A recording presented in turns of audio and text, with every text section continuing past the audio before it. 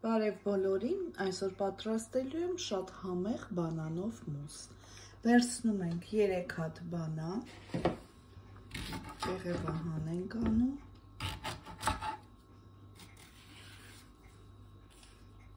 այստեղ ավելացնելու եմ 200 գրամ կատնաշոր, վերցրել եմ անյուղ տարբերակը, 2 ճաշի գթալ շաքարի փոշի և հարիչով լավ հարելու ենք։ Ահա, այսպիսի զանգված ստացվեց։ Հիմա զգուշությամբ լցնում ենք մեր դեսերտի ամանների մեջ, առանց կողքերը լղոզվելու։ Վերջում կձևավորենք գեղեցիկ շոկոլադով, բանանով, ահա այսպես։ Ով ինչով կարող եք ձևավորել։ Մի քիչ էլ արախիս, այսպես